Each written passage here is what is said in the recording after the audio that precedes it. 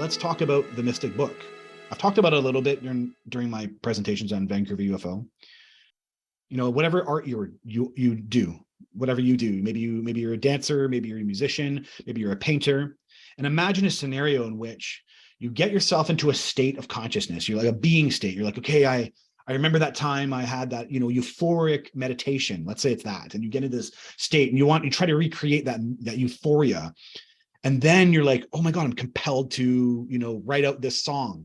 And then you write it out and you're like, oh, wow. And then you come back to it every day and you get to that same state, and somehow it keeps needing to, it's almost like your subconscious is the one saying, okay, now turn and make it, go into D, and then now make it a B scale, and now F. And it creates its own intelligence, and you're not even conscious of it. You're like, it's the best way to frame it is that imagine Beethoven closing his eyes, writing out a symphony, and then all of a sudden when his eyes wake up, all the pieces, the horns and the violins and everything kind of aligns, and he wasn't even conscious of it. How could that even happen? That's what this is. It was basically, it came out on the spot as I read their book. And the details of how I did that, again, are in my book, and you can look into it if you want to. But so what I ended up doing was I was reading their stuff. I didn't even know I could do this. And it turns out in the contact events, I do have moments where I'm reading their language, and I'm reading it, and I can feel what it's saying. And then I write out my interpretation of what they were saying. That's what the Mystic Book is so I could feel their stuff. And then from my own Vedic and long-term history of being into spirituality, I kind of like knew how to like frame some of these ideas and talk about or frame them or express them in ways that were understandable. I always felt they wanted that. They wanted this kind of human version of their book. And that was kind of the whole point of the Mystic Book, was to make it something that's theirs, but translated into our understanding and frame of reference, knowing what I would have a Vedic guru and all that stuff. And so it all adds to the bigger picture of what the Mystic Book is. So now it's time to do a reading of the Mystic Book.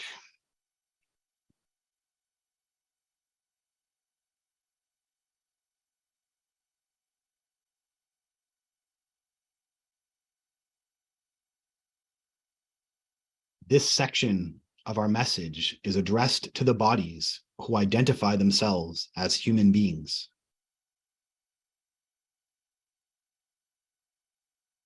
You think you are your body, but you are not. What you are is a perfect awareness, housed within and throughout physical tissue body.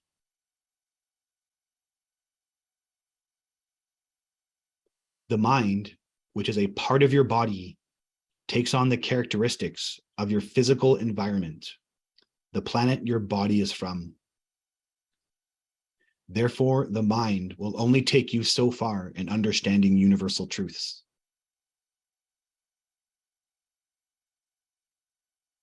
Yet, who you really are is a quantum dimensional consciousness, experienced as pure being and pure feeling. It is your super awareness, aware of your super identity, your true identity. And this true identity has a long history of many manifestations and forms you would call lives.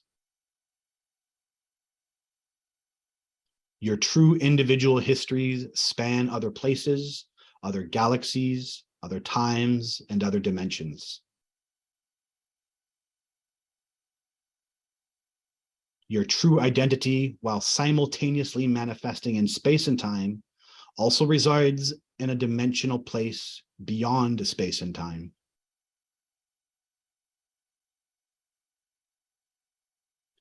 Now, your mind is not your brain, and your brain is not your mind.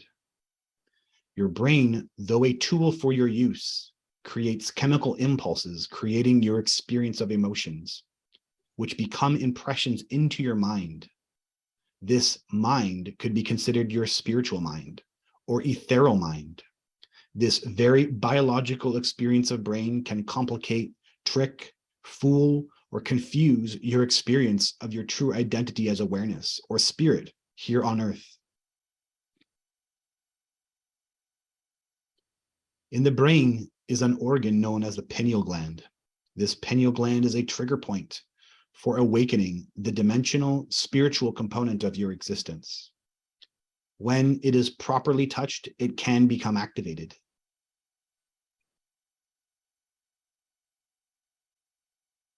This dimensional spiritual existence is hidden from you now because we, as in all beings in the universe, including yourself, grow the conscious universe by having you and all your other fellow humans forget.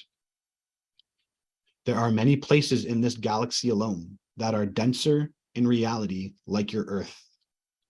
This density, darkness, or illusioned separation is like fertilizer for the living universe.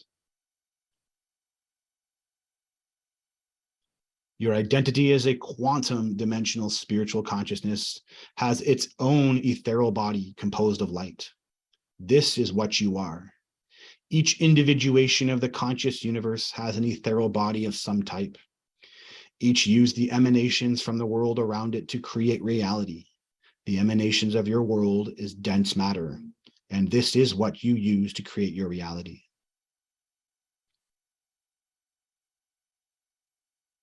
In your world, sometimes it is assumed your body is not part of your spirituality. We are here to tell you that it is imperative to keep your body healthy, as it is very much a part of your spiritual system. Be conscious of what you are eating and its effects on your body. Your food affects your disposition, your mind, your energy, and your magnetic field. Be in nature, as nature's negative ions are not just good for your body, but are needed for your body.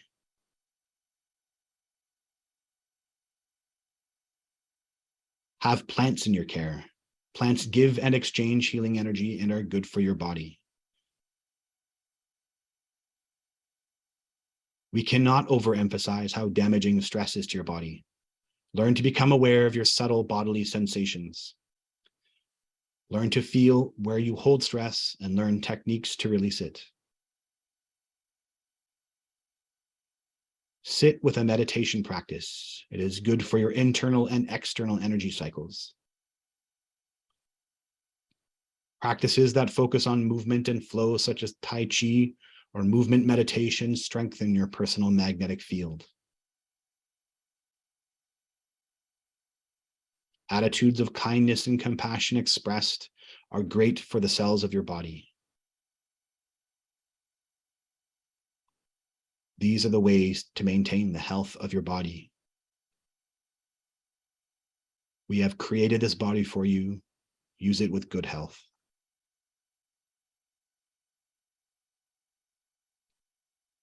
And I added some lines from the Guru to add to this. When you identify with the body, you become separate. Your body is not you. You currently inhabit it, and your cells have been infused with your consciousness, but it is being rented. We think we are body, mind, and intellect.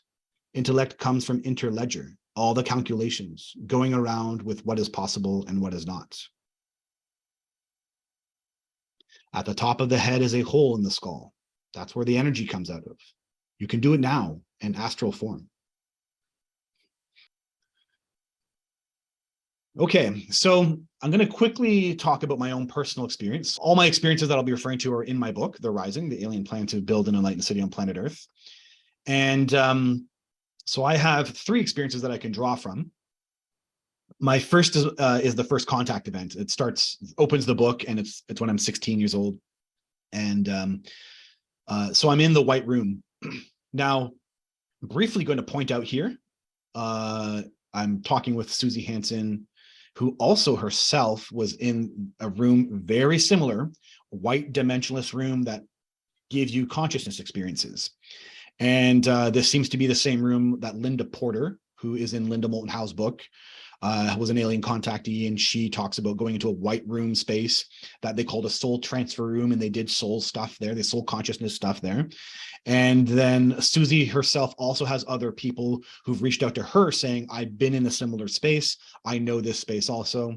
So for me, this is a fact that the aliens have some kind of space with which they can pull your energy out of your body, and then they can, you can go into dimensional spaces in that room. It's like a room that provides dimensional experiences.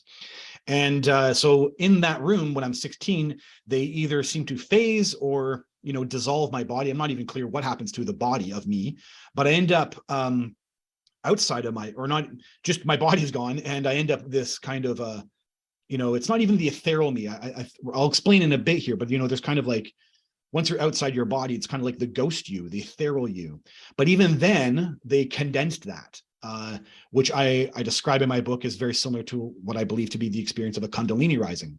So I was in this kind of state of bliss because they collapsed that energy down, and I was an orb, just like they were. And then we were all in the room and we were flying around, and I had this, it was a very powerful experience. And then even from there, they gave me a afterlife experience where they showed me the death of my last life, then the overarching process in the middle in the afterlife, if you will, and then down into the birth of this life.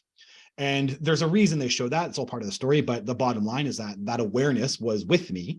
So I can speak about things about the higher self, and it adds to this presentation, and we'll talk a bit about that. Then I had another out-of-body experiences. Again, I went back to the white room, and it was during my 19th contact event. And this time, instead of being a collapsed orb thing, I literally did see my body. I had been pulled out of my body, and I saw my body in some kind of casket thing. And I was like a ghost me, I guess, if you will, the ethereal me. And I kind of was just staring at myself and was in this kind of state because it was just a really calming and kind of subconscious state. And then, so that's my two kind of out-of-body experiences. And then the third thing is that I have this kind of excessive past life awareness. I'll do a proper presentation on my past life awareness one day, but not just yet. But the bottom line, it's in my book, and I've tried to delve into it as much as I can.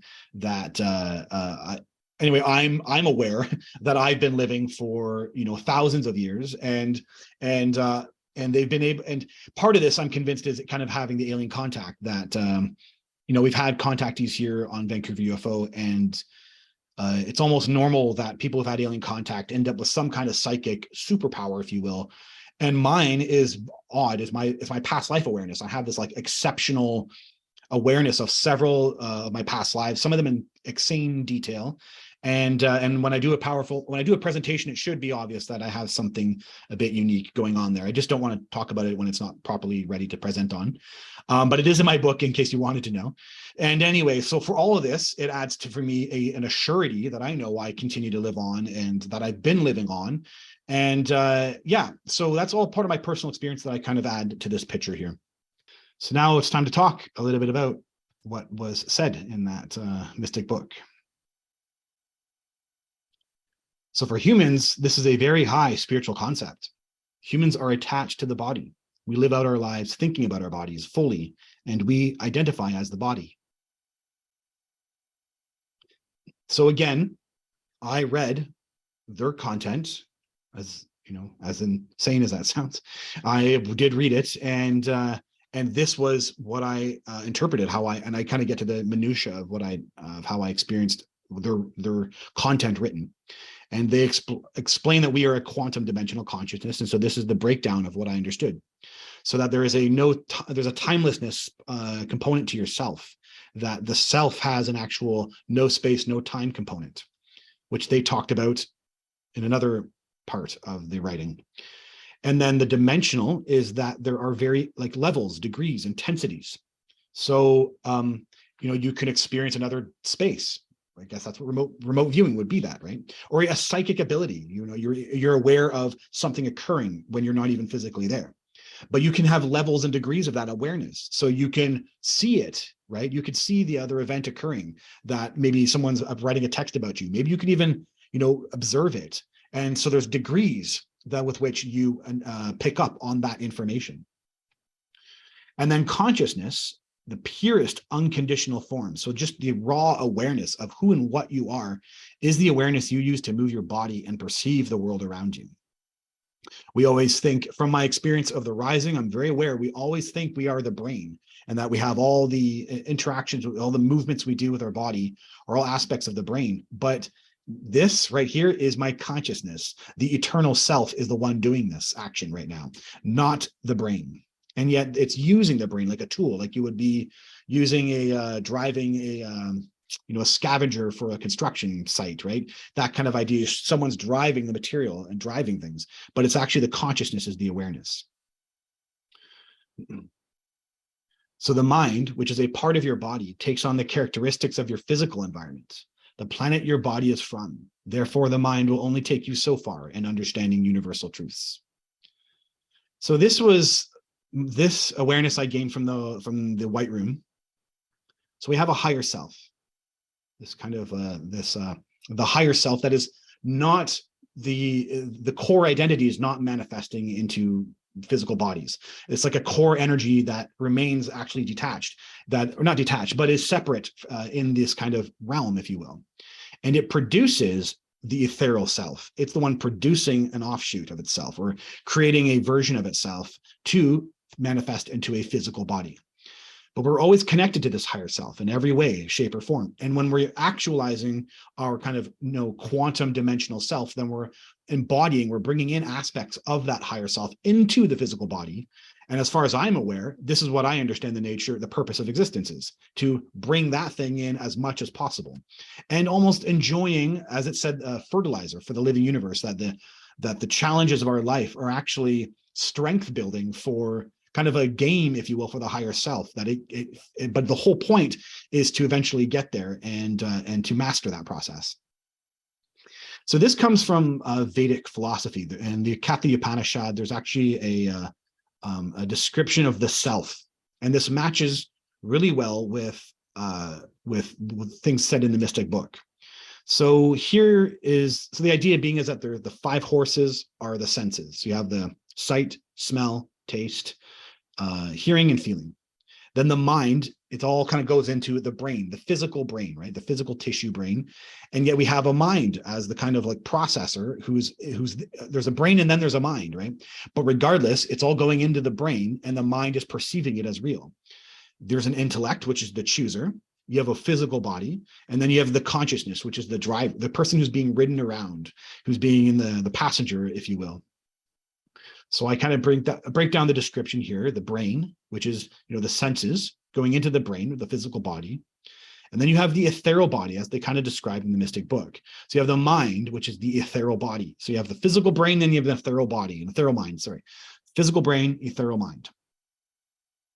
And then from there is the consciousness. You got the consciousness, which is the being state. They said pure state, a pure being state, and pure feeling is the way to identify, pure consciousness. Yet who you really are is a quantum dimensional consciousness experienced as pure being and pure feeling. So you can see that's your true self. You got the interpreter up here, interpreting, right? And it's going to receive thoughts, it's going to receive visions or thoughts or ideas, and they come from consciousness directly. And then the mind is the interpreter. The brain, physical brain, is technically the interpreter, and the mind kind of goes along with whatever. It's the intellect, right? The mind contains the intellect, and it's choosing what to follow. And so you have this interledger, the intellect, which is the interledger comes from my teacher, which I thought was really brilliant. And that's choosing between this and that. What are you choosing between? Between mind, intentions of the mind or intentions of consciousness. So the intellect is choosing between consciousness or the mind, ideas, intentions, originating concepts, originating ideas about your life, your purpose, your vision, your values, everything you think about, everything originates either from your mind or from consciousness. You're doing one or the other. You're making a choice. And mind, again, is when it's the brain, right? That's what it's focusing on the brain and the senses, or it's focusing on consciousness. It's originating ideas from the brain, or it's originating ideas from consciousness. And when you consistently choose intentions and actions that reflect your consciousness, you condition the mind and the brain to listen to consciousness. So, I've had some people say they don't believe in enlightenment, and And having a guru, I would argue that that would mean because I don't think you've met someone who's enlightened. And but I do believe very much that enlightenment is a reality, and it's the hard practice. It's the practice of consistently listening to consciousness. What ends up happening over time is you do condition the mind to properly listen to consciousness, and you will always be tricked. There's always, the brain is the one constantly thinking, no, I don't. I heard from heart. I heard from consciousness. I'm good now. I found something. I can run with it myself now. And you always got the brain wanting to take over. And so it's the kind of constant game of consciousness to brain, consciousness to mind. And so the way that I find to help with that process, and they do mention in the Mystic Book, is a meditation practice. In minute 29 of When Will Humans Gain the Consciousness Abilities of Great Aliens Part 2 on my YouTube channel, it's this video here, minute 29, I break down a Vedic meditation practice for those who are looking for ways to subdue the mind, or to find a way to bypass the mind to experience pure consciousness. And I recommend, as a practitioner, that this is something that people do when you're trying to learn about who exactly you are, or who's the originator of your consciousness. Having a meditation practice that works to bypass the physical brain, so your mind can understand who and what you really are. This is the kind of, the gist of the meditation practice. It's but I won't delve into this here. All that detail is actually minute 29 of When Will Humans Gain the Consciousness Abilities of Great Aliens Part 2. We think we are our body, yet when we know we are not, we do lose the fear of death.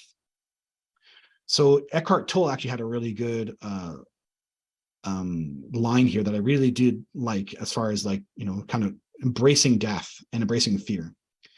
Fear seems to have many causes: fear of loss, fear of failure, fear of being hurt, and so on. But ultimately, all fear is the ego's fear of death, of annihilation. To the ego, death is always just around the corner. In this mind-identified state, fear of death affects every aspect of your life. I thought that was a really good line from Eckhart Tolle, that fear is this deep-seated thing that we have to kind of move through and get out of. So, losing the fear of death. Lastly, being secure that we are our consciousness and not our body means we release ourselves of fear. All fear roots to the fear of death. And you do not die. You live forever. This body is only one of the many bodies you'll put on and have put on. Okay, so time for a brief exercise. If I didn't analyze the Mystic Book enough, we'll do a Q&A, and you can ask questions at that point too, and we can talk more. So the trick was for Jonathan to stop seeing himself trapped inside a limited body. The trick was to know his true nature lives everywhere, all at once, across space and time. Jonathan Livingston Seagull. Our bodies are tools with which creates cause and effect within space and time, but we are not them. Not identifying with our bodies is a helpful way to free our identity. If we come from the perspective that we are not our bodies, then we make space in our mind to try to understand the source of our consciousness. How much of your day-to-day choices are because you think you are your body? Think about what it means that you are not your body. Would you make different decisions regarding your job, marriage, hobbies, or lifestyle? So identification is a psychological process termed by Sigmund Freud, in which we assimilate the properties of something we identify with and make it a part of us. Let's say you buy a really nice hot rod car. Then you identify as that person, right? The person who buys a hot rod car. You say, oh, I'm a cool dude, right? Or I'm a cool person who owns this cool car.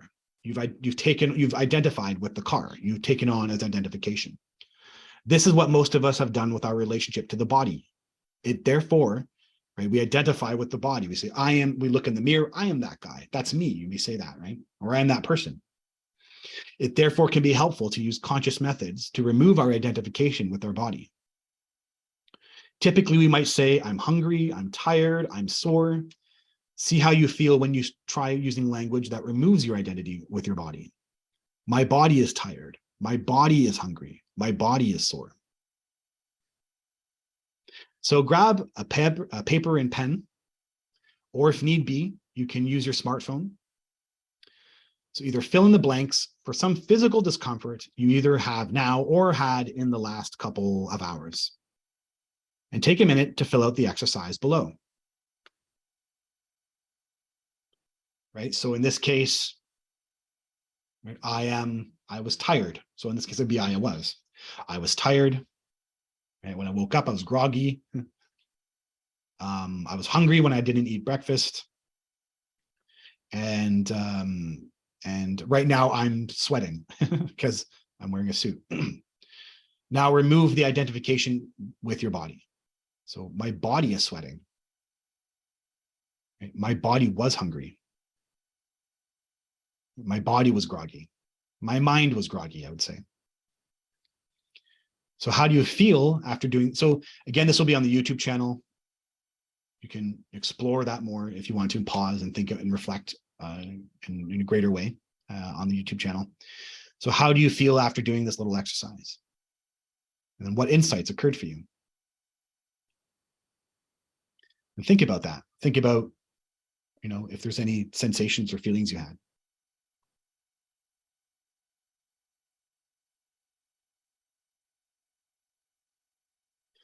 So try to think of a moment of physical discomfort you might have regularly. Hunger, cold, sleepiness, ache in the body. What would happen if you didn't identify as the body in that moment? So I just pulled an all-nighter last week. I volunteer and I pulled an all-nighter to volunteer. And I did it by saying, I am not the body. I am in the one, technically, I'm saying I'm in control. My consciousness, my heart, my consciousness is the one in control, not my body. And I said that as I was staying up all night. So all physical discomfort is an opportunity to practice detachment to the body. So we actually have an example of me doing this. By the way, me giving these examples, I'm not perfect. So, but I give these examples out as ways of, because I practice this. This is my practice. Having a Vedic teacher and having the experiences that I have, I practice this stuff. I'm not perfect, but I practice it. And so I have a good example though. Susie Hansen was on Vancouver UFO. We actually had her as a guest. And I broke my toe during that, during the talk. And that was really nuts. Basically, my toe was like that, and the other toe was like split or kind of bent over like that. So it happened like minutes before I was supposed to go on and let her, and basically introduce Susie Hansen. And when I came on, my toe was broken over like that. And I'm like, hi, everybody. Hope everyone's doing well. And today we got Susie Hansen. And you can go back and look at the video. My toe is broken. You don't know that, but I'm all like cheery and bubbly. And in my mind, I'm like, yeah, I'm trying to feel like I'm not the body in that moment. I'm like, I need to focus on what's important, and I'll deal with this later, basically is what I was saying to myself.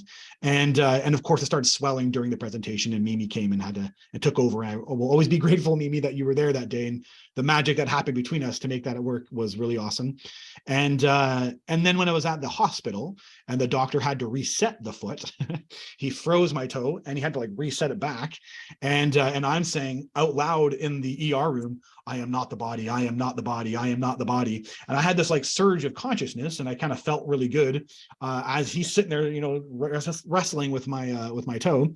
And so those are examples that I lived, try to, apply these ideas that I am not the body as a way of, exercising these things.